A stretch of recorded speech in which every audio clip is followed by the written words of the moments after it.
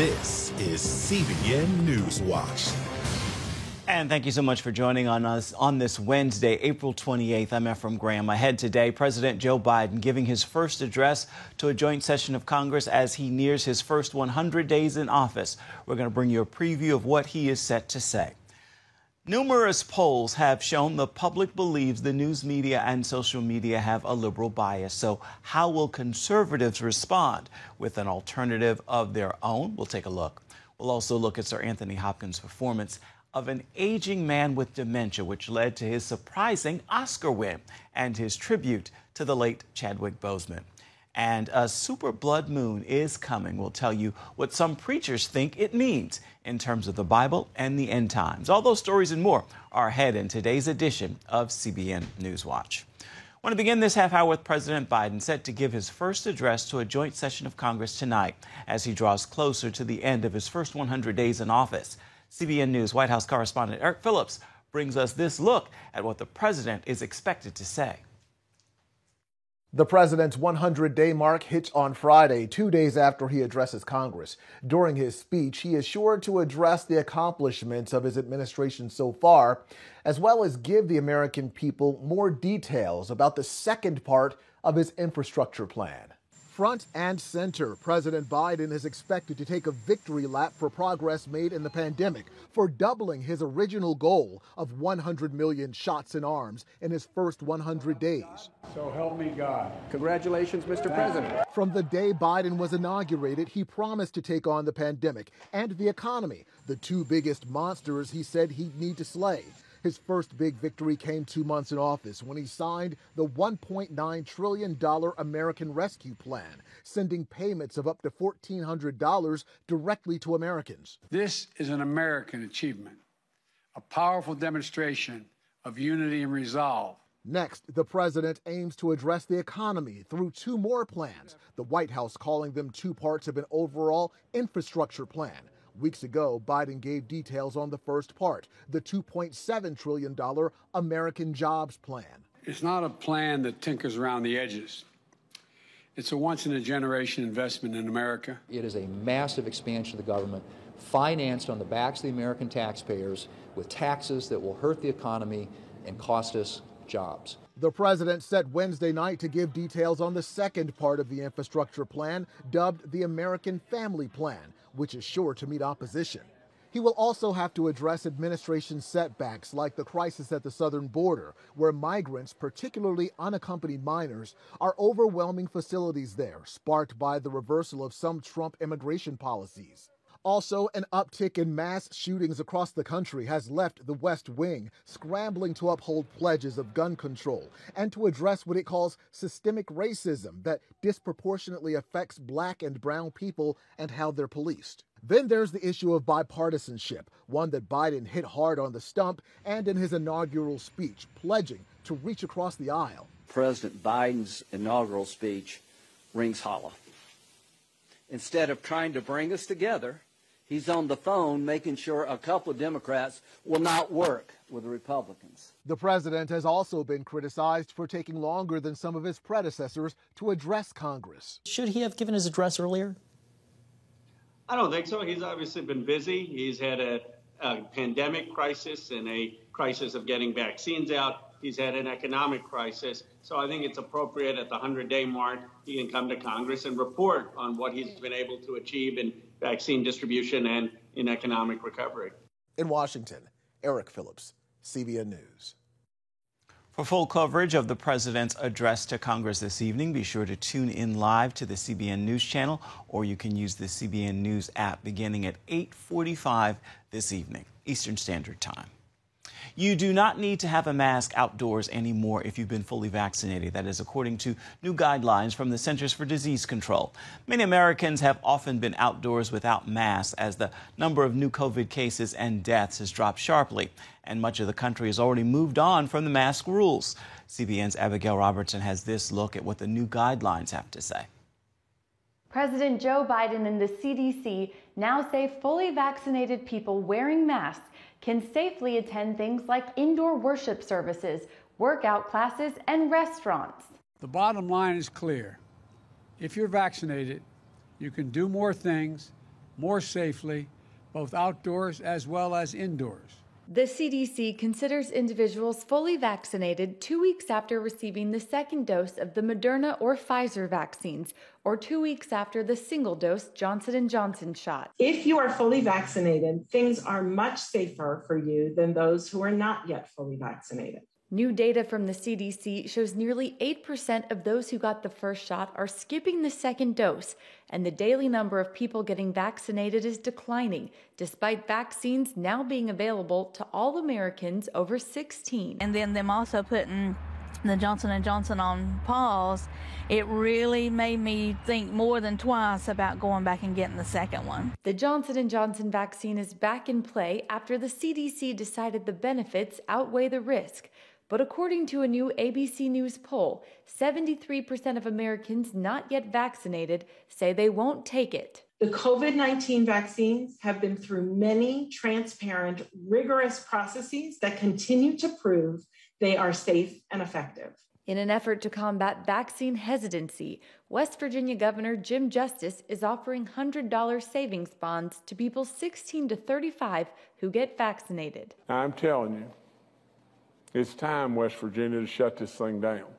The CDC also says children's summer camps can reopen, but since the vaccine is not yet approved for individuals under 16, they say mask wearing and social distancing will still be necessary.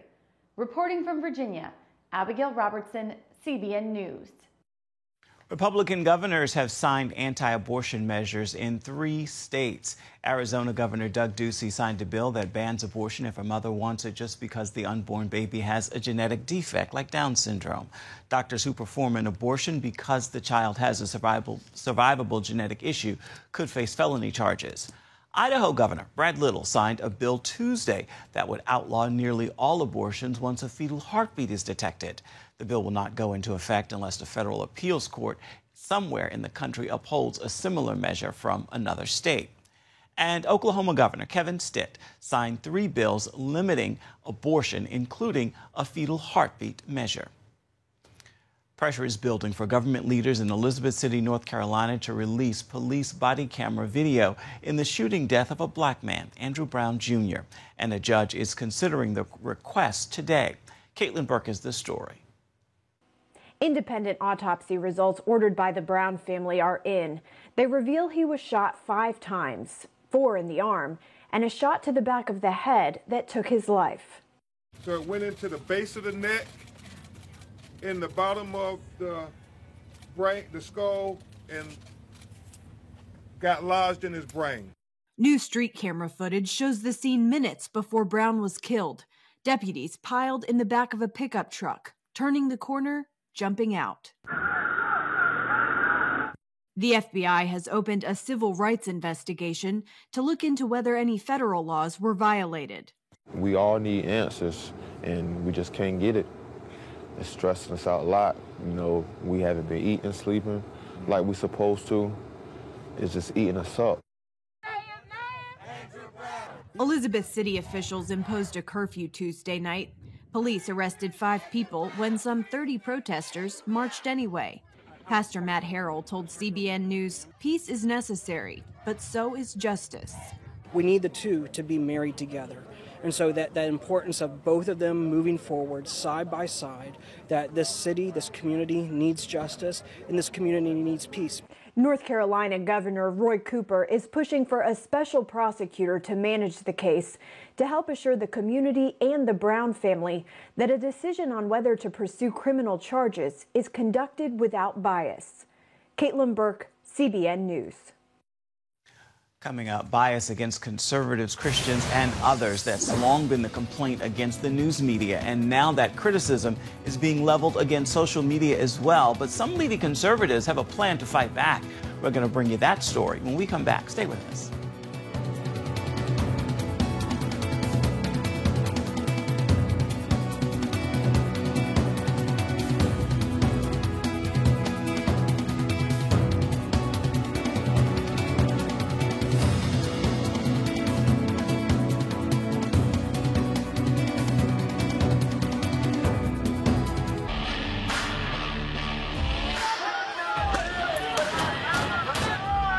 having sex before you marry is a bad idea.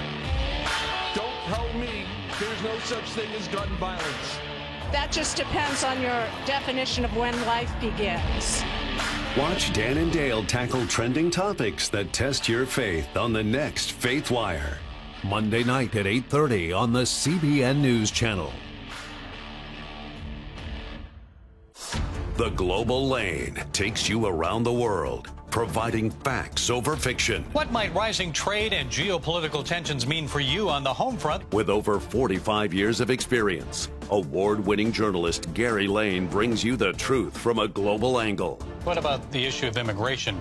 World news analysis you won't see anywhere else. And it's all right here on the Global Lane.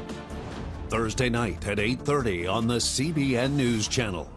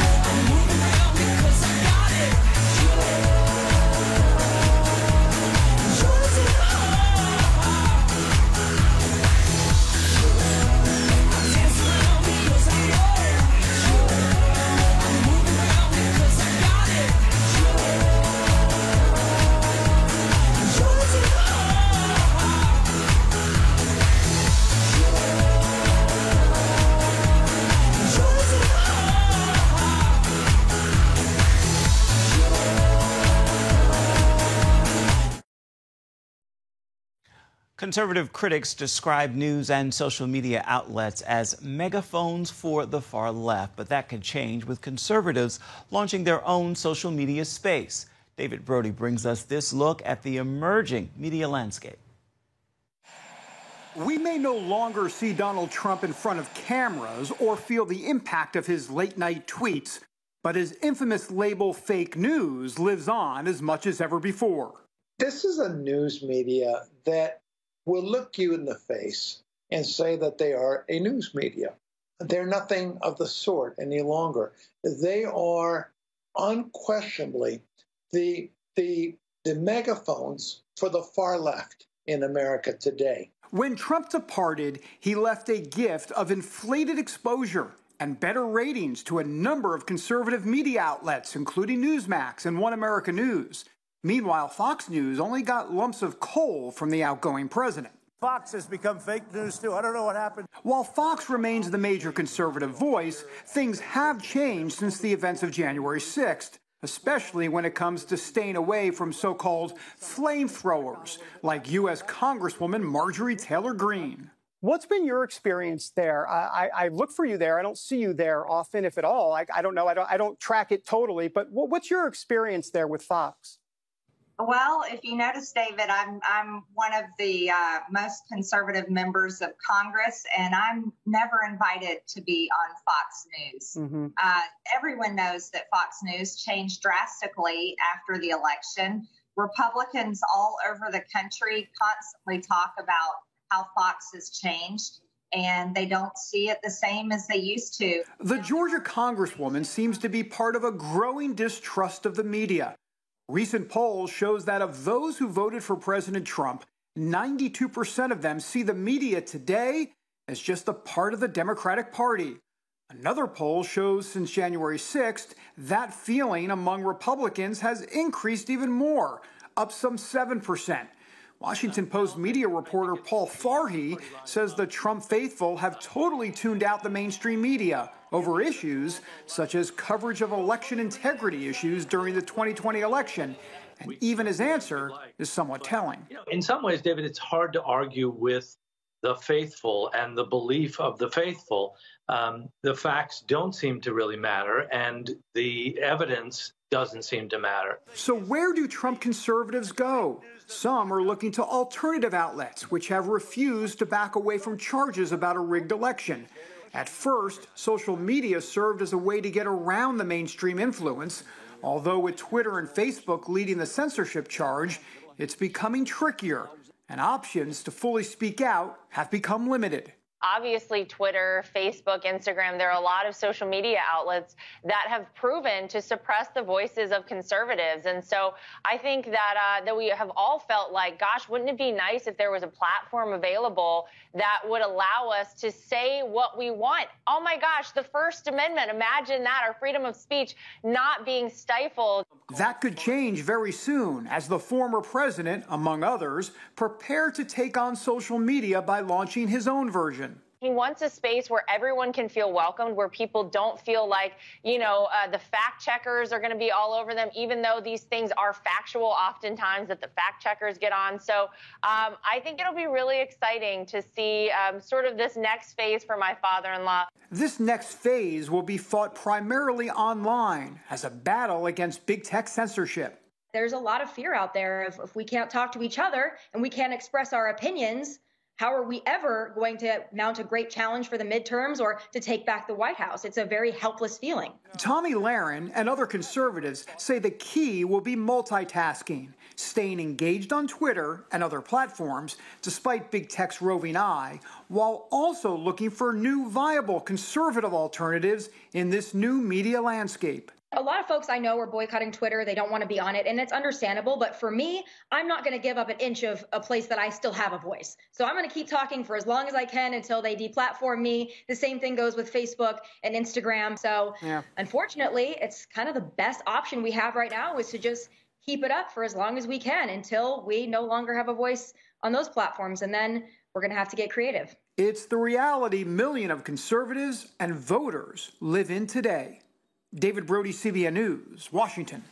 Still ahead, the Oscars saw extremely low viewing ratings, but the show was not without surprise. Sir Anthony Hopkins taking home Hollywood's highest honor at age 83 was among those surprises. See why he's now sharing that with a much younger acting legend.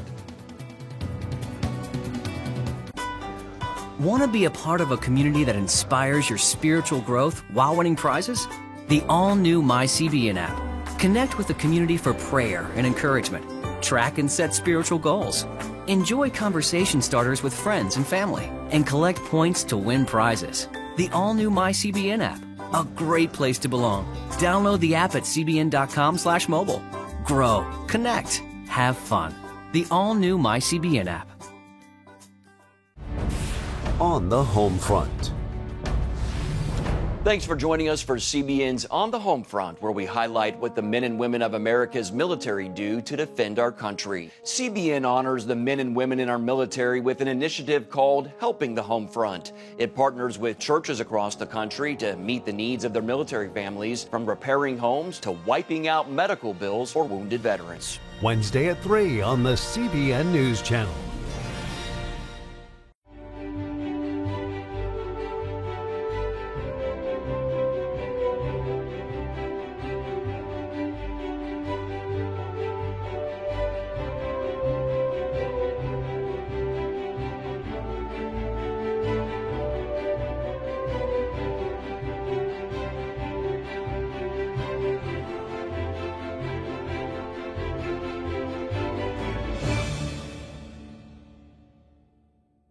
Too often, we carry baggage from our past. You know what it's like. It affects everything and everyone in our lives. It's always there, weighing us down and keeping us from achieving true happiness. But do you know God never meant for us to be trapped in the past? You can be free of your baggage. Learn how God's forgiveness leads to changed lives and new beginnings. Call the 700 Club. Welcome back to CBN News Watch. This year's Academy Awards ended with a surprise. First, instead of ending the night with Best Picture, producers saved the Best Actor category until the very end. And while Sir Anthony Hopkins took home the prize for Best Actor, he paid tribute to the actor who most thought would win. Here I am in my homeland in Wales, and at 83 years of age, I did not expect to get this award. I really didn't. And very grateful to the Academy, and thank you. And I want to pay tribute to Chadwick Boseman, who's taken from us far too early. And again, thank you all very much. A I really did not expect this. Hopkins won the award for his leading role in The Father. It's Florian Zeller's directorial debut, and it tells the story of an aging father battling dementia. The dramatic story and Hopkins' incredible performance are unforgettable. Here's a look at how it all came together. Date of birth? Friday, 31st of December, 1937. You're living with your daughter at the moment? Yes, until she goes to live in Paris. No, Dad, why do you keep going on about Paris? You told me. No, I didn't. I'm sorry, Anne, you told me the other day. Have you forgotten? She's forgotten. Paris. They don't even speak English there. So, Florian, this was your play, and now it's your movie? It's the story of a man losing his bearings. And I guess when I wrote the play 8 years ago, it was about, for me, to reconnect with my own personal experience, because I have been raised by my grandmother. And she was like my mother. I was living with her, and she started to suffer from dementia when I was 15. Dad, I'd like you to meet Laura. How do you do, sir? I say, you're gorgeous. Thank you. I must say he's charming. Yeah, not always. It was not only about my own story, you know, it's that everyone has a grandmother, in a way, or everyone has a father. And everyone has, or will have to deal with this painful dilemma, which is, you know, what do you do with the people you love when they are starting to suffer from dementia? Laura has come round to help you. I don't need her or anyone else. I can manage very well on my own. Everything all right? Who are you? Anthony, it's me, Paul. Who? I live here. What is this nonsense? Anne? It's me. Ah, there she is. Your father seemed a bit confused. Something wrong? Where's Anne? Sorry? Anne, where is she? I'm here. I didn't want the father to be a story, but I wanted the father to be an experience. And so the idea was to put you, as a viewer, in this unique position, as if you were going through a labyrinth, questioning everything you are seeing, and experiencing what it could mean for yourself to not to know anymore what is the reality. And it was a very exciting process for me to find visual and cinematic ways to play with the feeling of disorientation. What's the matter, Dad? Strange things going on around us. Don't worry. Everything will sort itself out. Saw it in his eyes, didn't know who I was. The Academy Award for actor goes to Anthony Hopkins, The Father. Sir Anthony Hopkins, just amazing. What was it like to cast him and to direct him? I wrote the script for him and with him in mind, because I had this conviction that he would be the greatest in it. And also because it was not about for him to do what he has already done. It was about trying to explore something else, a very emotional territory, fragility, vulnerability, and in a way, for him as an actor and also as a human being, it was about trying to connect with his own fears and with his own feeling of mortality. For us, it was really a wonderful process, and he was so generous as an actor with me and with the whole film. I don't know what she's cooking up against me, but she's cooking something up. What are you talking about, Dad? I'm not leaving my flat! I am not leaving my flat! This really is my flat. And so to have this opportunity, thanks to Anthony, to go to that place, it was something very special to me. Why do you keep looking as if there's something wrong? Everything is fine. I think she tries to do the best she can for you, Anthony. Everything will be all right. I promise you. There's something funny going on. A very special film and a powerful performance from Sir Anthony Hopkins. The Father is streaming right now on multiple platforms. For a closer look at other Oscar-winning performances, be sure to watch Studio 5 this evening. And you can catch it on the CBN News Channel. It begins at 8:30 Eastern Standard Time. Coming up, a special kind of lunar eclipse is coming up next month, calling it a super blood moon. We'll tell you all about it and what some preachers believe it has to do with biblical significance. We've got the story for you when we come back. When I came to Regent University, it's like the world opened up. I felt like I needed to advance my career and go back to school. Regent was a perfect fit for me. The Regent professors are world class. You are equipped. The focus of the faculty is on each individual student, whether it's online or in person. You become a part of Regent's family. You carry with you not just the content and the knowledge, but the confidence to understand that we can be significant in the world. Regent University. Follow your path.